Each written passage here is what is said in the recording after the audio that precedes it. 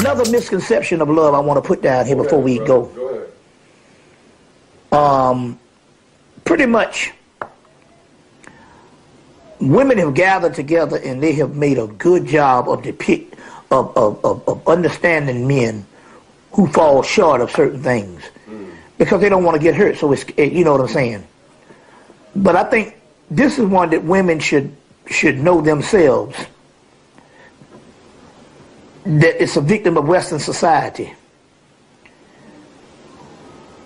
Young women, and I'm not making this assessment based on from a male's point of view. I'm making this assessment from a female's point of view by noticing something about young women, keeping it to myself, and then later on hearing it from older women. But I first was made privy to it by my mother. But I'm glad that I sat back to find out for my own self on the different age groups and find out with a lot of sisters that's in the Jubilee period, which is the 50-year-olds, and some that's in their mid-40s that can understand this because they're looking in retrospect.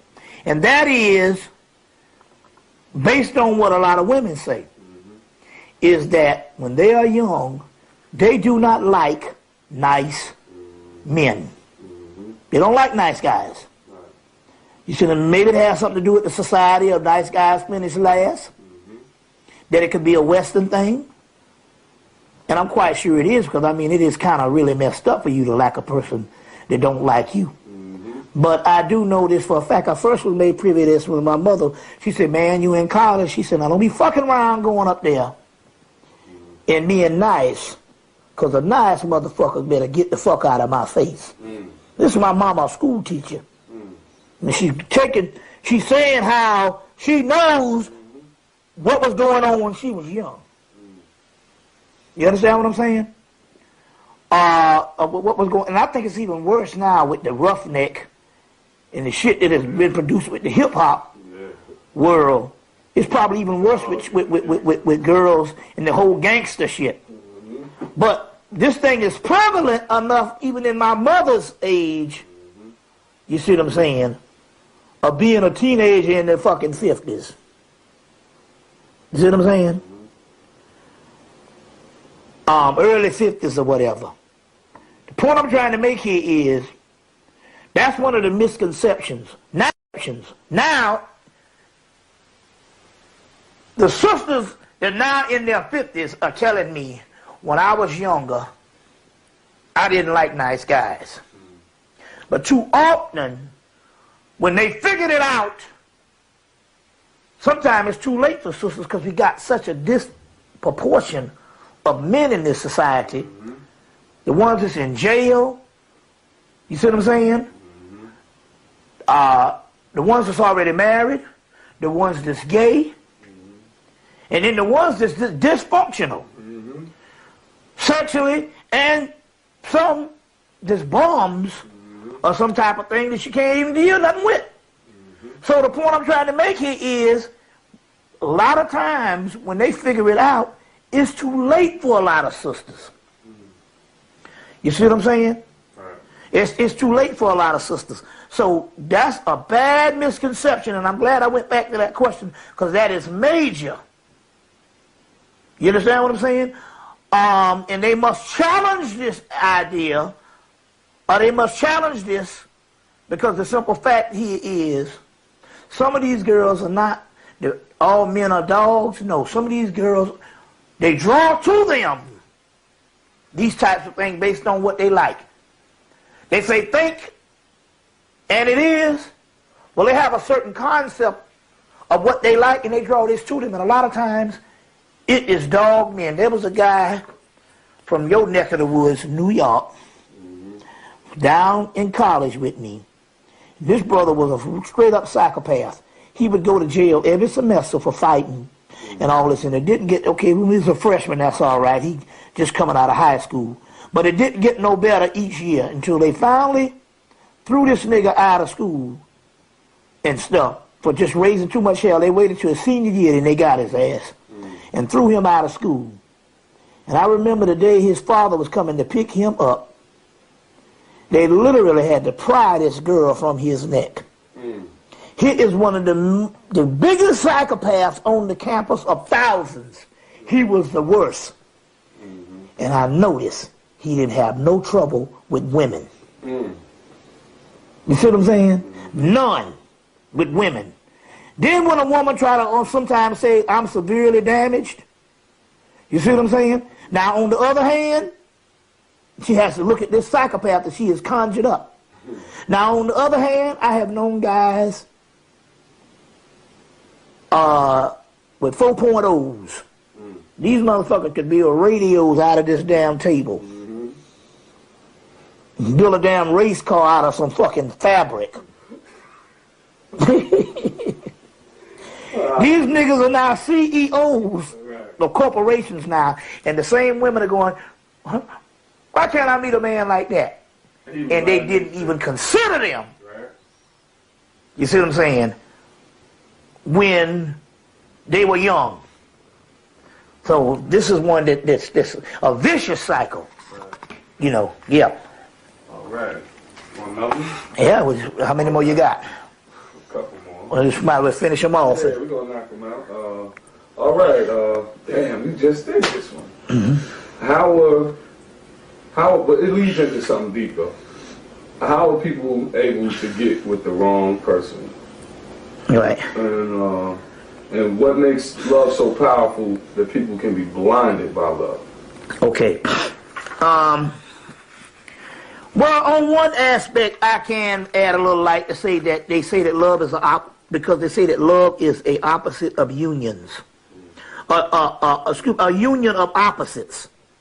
So by love being a union of opposites, I can see how it can be very powerful when you like a person who's not like you, which makes a lot of sense. And I think too often that's what happens when they can get with the wrong person also. And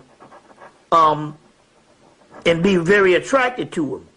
So there's a metaphysical aspect of the woman being attracted to somebody, you see what I'm saying, that's not like her and stuff. But it's a thin line, you see, with abuse. But it goes back to the same thing.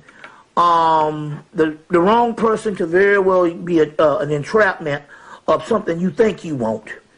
And it's always based on a survey of what you should have. You see what I'm saying? A survey of what you should have. And understanding this type of stuff. So yeah. Ejaculating, and you taking her essence, and she's giving her essence because she's the source and the fountain of youth, and the pool is built up. She is the source of all this, so you can't deplete her. And you start to take her essence, and what happens here is this: you will not be able to keep your hands off each other. Because the only reason why you know how you get mad at her after you bust your nut, you be like, you don't want to touch her. Right? That's because she got your shit. You see. So this is another part of the melanin. You see. So these collars. Now the thing about it here is not even just the oral sex, just being with a woman sexually. Even with your dipstick, that's been with a lot of women, not with a lot of men, been with a lot of men, that's one of them Freudian things. That women shit got in there first. That might be another lecture in another time. Because us porno people, that shit is on. You go right ahead, baby. Shoot. How you think a lot of black men get turned out? She come over, white girl, she come over with her girlfriend. 2 for 1, next thing this nigga gone. I'm serious. How you think I'm telling you some mysteries. How they get? You said, what is the secret of this white girl? The white girl bring her girlfriend over too. And the girlfriend look better than her. It's on. I'm just telling you how niggas get turned out. You see. You see, so just give me one of them secrets. This is one of the girls from Detroit told me how, you know, how they do it. And he said she probably brought her girlfriend over. You see what I'm saying? I don't want to get into that stuff like that. All this stuff here is science. If you don't look at this shit as moral. I'm gonna be honest, being moral ain't never got you shit. Your children locked up by the millions, and you've been worshiping Jesus. You see what I'm saying? But this is the key. But this is the key. When it comes to this particular energy, the more men she's been with. That's what I'm trying to say. Because, you know, I know a lot of guys, you know, they would never admit it. But you know what I'm saying? They like a good hoe. They've been trained to go out, you know. You see. Me, you know. And so, okay, I'm going to tell you a little secret. I had Ginger. Now, Ginger was Ginger. When I first started lecturing, I started lecturing at age 30. The Spirit said, look, you get ready to get caught up because the women are going to come after you like crazy. Sure enough, the third lecture, two sisters came up and they said, we're ready to follow you to the Star Series. So what happened was, you see, I'm telling that Martin Luther King thing and all that stuff like that. Something about a man speaking.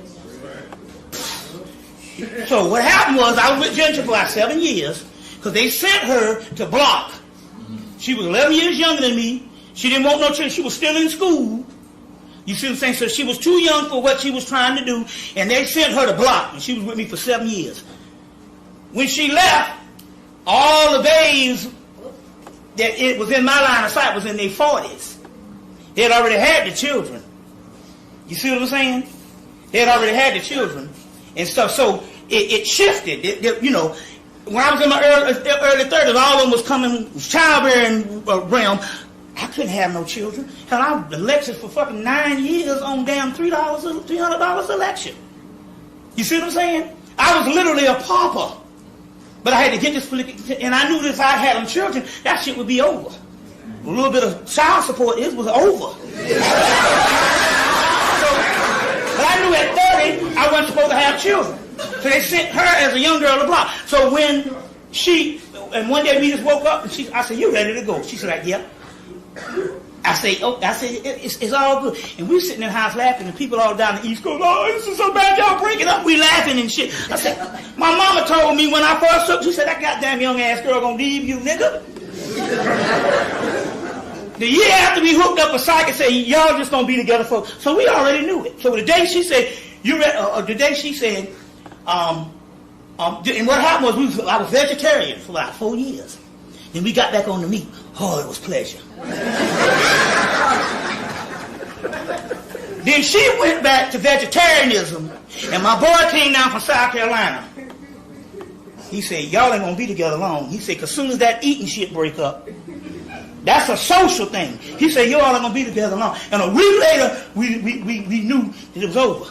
So, I was in that realm of the 40 plus. I was 38. Going to 40, I turned 40, so all of them was 40 and 50. Now, they was out of the childbearing thing. They was out of the childbearing thing, you see what I'm saying? So, we used to get together, and this is when I knew something. We'd be in bed, and the question was, because see, most men don't want to hear this. Like Chris Rock said, how many men you been with? She said, well, two? I guess that's how you raised. They don't want to hear that. My desire was, well, how many men you was with? And the higher the count, I was most fascinated. Then I met up with one that had been with over 50. I had met with one that had been with over 50. And she gained the most power. Let me tell you how powerful she is. She got access to the heaven realm. And so gods like Legbar, Baron Samdi, they come and screw her on a regular basis. You know what I'm saying? on a regular basis and stuff like that. Why? Because she had raised herself. See, here it is that the Spirit telling you to be promiscuous, to be shut down, chastity. But yet the ones that has gone to that particular level of promiscuous is up there with the gods through it. You see what I'm saying? And so all she had to do was get on some lingerie and lay on the bed, and here they come. All the gang. All the ones that tell you not to have the sex. They partying down. You see? So I'm just trying to say, I'm trying to give you some concept on these things if you look at these things as energies and not moralism. You see what I'm saying? And not moralism.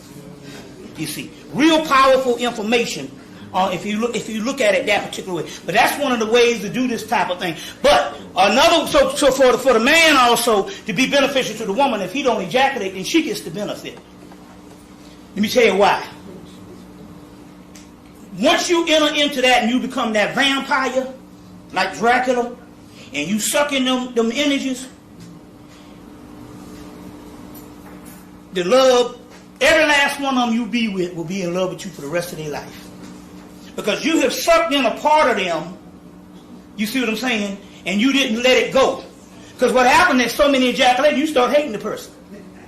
But that stuff that you suck in, those energies, they're in you for life. So they're in you for life. So these people be in love with you for life. But on one aspect also too, we have a massive epidemic of brothers going with the white women. Epidemic across the country. One of the keys is what you're not understanding based on psychological conditioning is this. Let's say 85% of our hair that comes out of the scalp has some type of natural pattern to it. You see what I'm saying? We only got like maybe 2% of the sisters that will have literally straight hair that comes out of the scalp. Now, if your hair just so happened to come out of the scalp that way, then you can't do nothing about that. And that's the natural way your hair is supposed to be. But if your hair does not come out the scalp that way and you're permanent, there's another psychological aspect that's actually going on. And that is this. Just like you see a white boy walking around with dreads, he just don't look right. Just like you see white people trying to act black. They just don't look right. A white person can put on some mud cloth and they just don't look right. Because that is you. You are the master of that. And nobody can compete against you because that's uniquely you. Because that is the white woman's hair. I don't give a damn how much you put a perm in your hair. It's not going to look as good as hers because she's wearing her own natural hair. Now, yes, you can go get them real expensive perms. And for the first couple of days, them shits look just like that. But it's only relegated to people who got a whole lot of money now because those things, you can't do that shit every damn week. And then that's questionable if you can because you fuck around and be bald head. But the point I'm trying to make here is your black skin and your nappy hair is uniquely you. Only one on the planet. So that also means that you are not even you cannot even compete with the white girl. Not saying that the white girl's hair is better than yours because it ain't nothing but fur. You have hair, they have fur. The same if you go and get the doggone any animal. You see that's fur. So yours is superior for the simple fact you're the only people that's got it. So we're not talking about a form of superiority. What is superior is what's dominant. And since this is the original shit, we can say that this is superior. But that's fur. That's why that same fur emits a oil, just like the animal coat. You see what I'm saying? Every day. You see what I'm saying? But the key, what we're talking about here is this. You can't compete with her because that is her own hairstyle. It might be the animal hairstyle, but it's still uniquely hers. So subconsciously, now here's the black woman, 98% permed up. And here's her in competition because she's now taking herself to the Euros realm or the white realm, and she's in direct competition with the white woman, and she's going to lose that competition because that is the white woman's unique hair, and this is not yours. And that's why your shit's starting to look nasty looking. And then you start saying, you say, man, something about her stink. No, it's because her crown is fucked up. And so the brother subconsciously is now seeing the white woman as a standard of beauty because you're in competition and you getting your ass whipped because that's not your hair. And your shit don't look as good as hers on her animal realm. You see what's going on here?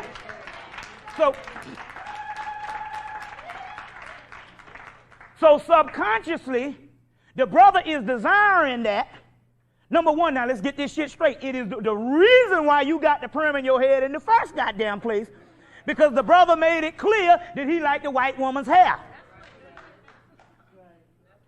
Now let's get this shit straight. You can monitor the level of a person's race based on the way the woman's head looks. Whether the motherfucker in a veil or whether it's in a goddamn fur veil. Take your goddamn pick. You see? But the key here is you cannot compete with that. So subconsciously, the white woman does look better than the black woman. If you in the animal realm and trying to goddamn go up in the competition with fur that you don't have. You just got to get in your realm. It's just like they said, we never knew how beautiful Nina Simone was until she took the perm out of her head and get the afro in the 70s. And the reason why you was with your woman in mass in the 70s is because you was natural and you was unique. So you was out of the competition of the damn white woman. You see what I'm saying? And so not only that, it went uniquely with your West African features. Or your East African features. Or you don't give a damn where you from. Whatever you was wearing natural was your hair. You see what I'm saying? So the concept here is that they destroyed that aspect of you and subconsciously, because you're in competition. You see what I'm saying? So what you do is you get yourself out of the total competition. You see what I'm saying? And also we know that there's not going to be no black hair drive to get black people to get their hair back. That's idiotic. Because the whole concept is not to go to the masses. We're just saying it's a black hair drive to get the ones that's conscious. You see what I'm saying? Those who do know. You see what I'm saying? Those who do know. And so also this is a psychological condition because we also know that you think that you won't be the standard of beauty now unless you bouncing and behaving. You see what I'm saying? But this is a form of the same damn journey. Because we're talking about the same psychological journey, but if we're talking about a psychological journey, and we're talking about the archetypes of the collective unconsciousness, and they tell you you must face your demons, this is a demon that was been put on us. You understand what I'm saying? Since they let you out of slavery. And Madam C.J. Walker and that whole 9 yards. You see what I'm saying? And that's why, and you know it's some psychological shit too. Now here it is, black women, news anchors, wouldn't dare go on the air with their hair cropped and in its natural pattern. But they can throw some blonde coloring up in that bitch and wear it nappy as a motherfucker. Ain't that some shit? You won't be caught dead with your shit nappy and natural pattern. But you can throw some blonde shit up in there and you'll be there all day long. Now, Monica Kaufman, old ass bitch. And when I'm saying old, she too old for that bullshit. She going near 50. I'm not talking about old in the concept, because 50 is basically, 40s and all that is not necessarily old. But that shit is goddamn, you too old to be acting like a damn fool. So, here it is. Monica Kaufman used to change her hairstyle every other week. As a matter of fact, the people down here, that was the talk of the town. What new hairstyle? What new hairstyle that fool got on today? She done been from the Patti LaBelle shit to the Tina Turner. Every other week. But soon as she went blonde,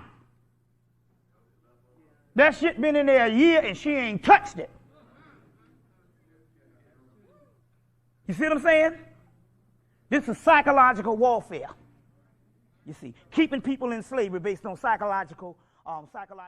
There's an old trick when they have dog fights, pit bull fights.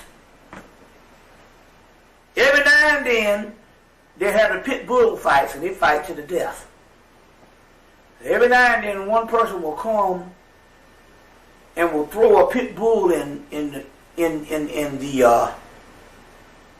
throw a pit bull in the pen, and this pit bull beats this other pit bull to death, and the other pit bull would not even put up a fight. It would not fight that the other pit bull at all.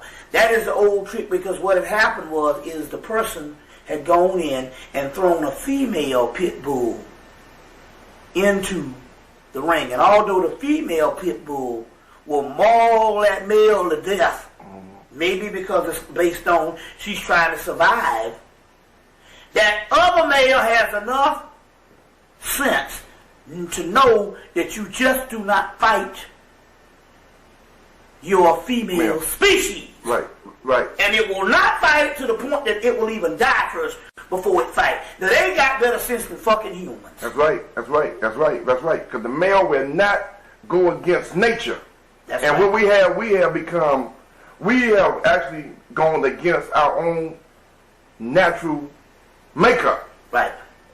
Just like you talk to sisters, man, who get abused by men. Now you ask yourself about it, and you're a man and I'm a man. How can a man just beat on a damn woman and still feel like a fucking man after he does it? Because 9 out of 10, most women are defenseless. Now don't give me that, because they got women out here that beat your ass. Don't get me wrong. That's right. Because I'm telling you, since they got sisters out here that kick your ass. Right. Badly. I have met Fuck you up. I have met up with him in elementary school. Yeah. I got my ass whooped when I was in the 6th grade. Whoa. Yeah. Major ass whipping. Yeah, but I did go back and get a little piece afterward though. It was cool. But the bottom line was I was never fortunate. Yeah, I was fortunate to go back. I took that ass from him, but I made up for it. I mean, you know, I proved my manhood in another kind of way. But my point is this. Oh. My point is this, man. You're right. We have gone totally against the nature. For instance, Dookie love. Now, animals don't even do shit like that. Animals do. Now, dog will sniff a dog's ass. But they're only sniffing it to find out whether it's male or female. But they sniff it to find out what they're dealing with. Yeah. But they won't go up in it. It's even worse than that. To go even back to a primordial aspect.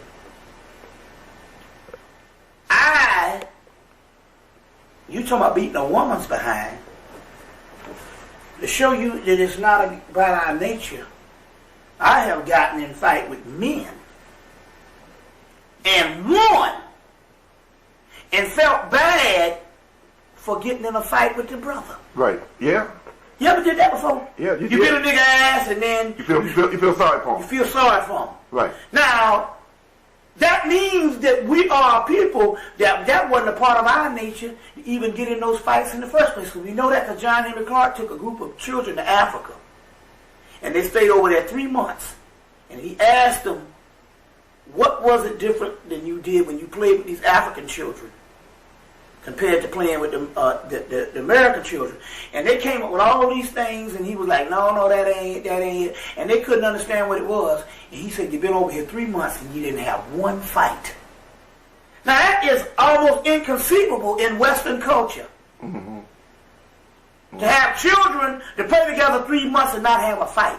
So it is possible, as it used to be a reality in our civilizations thousands of years past, where you can grow up in a society where fighting another male is taboo. That's right. So if we know that, what do you think about a person who has no feeling when they fight a female? If I can feel guilty based on something in my soul, right, beating a nigga ass, and I used to fight like a motherfucker until I fought up into high school, and then the niggas start getting 6'4", 6'5", and I just got smart. Mm-hmm. But I used to feel bad about whipping this guy's ass. I have to feel sorry for him. And yet, how can you have another male to go and beat up on a female? Man, I can't. And don't even feel sorry. As no one is, because the simple fact is in this society, we have more training on hating females than we do our own boys. Mm-hmm. That's some admiration for some people. Right. You see what I'm saying? Right. So that's a whole nother thing. Like I'm saying now, it's now at the particular point that it is prevalent now, and it's common knowledge that 80% now of the whole rap industry is bisexual. Yeah. But we're talking about a group of guys where you don't even see the archetype of the female singer, and the one that's the top one is a lesbian. Mm-hmm. You see what I'm saying?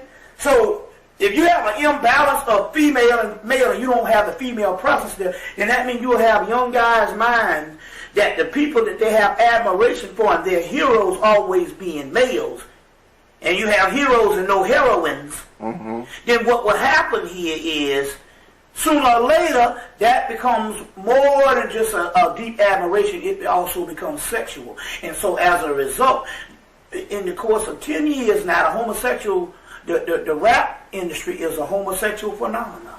Oh yeah, Jay-Z, LL Cool J. I mean, all the niggas, and it's interesting because our paradigm of what our original motif of music, you always had strong sisters.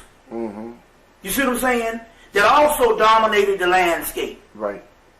In our music. And this is the first time ever, and especially the last 10 years, where you had straightly a male-dominated medium. And as a result, now you got young boys and stuff. It's a whole new world of homosexuality that was also designed by the Jews and the powers that be. Mm-hmm.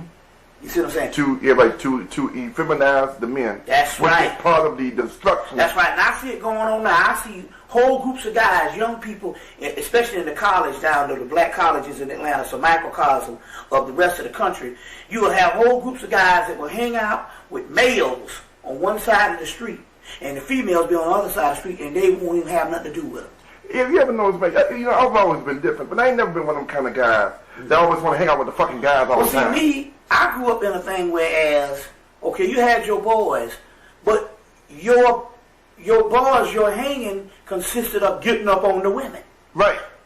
My boys, my partners, was guys who assisted me in getting up on the women. Exactly. As a matter of fact, it was a rule that you can be as good chummy pal as you want to, but you wasn't nothing if you wasn't getting no booty. That's right. Yeah. And you was defined based on what you were to your woman. And we did that because we also had music from Frankie Beverly and Mays to Barry White. Right. From Nat King Cole. Right.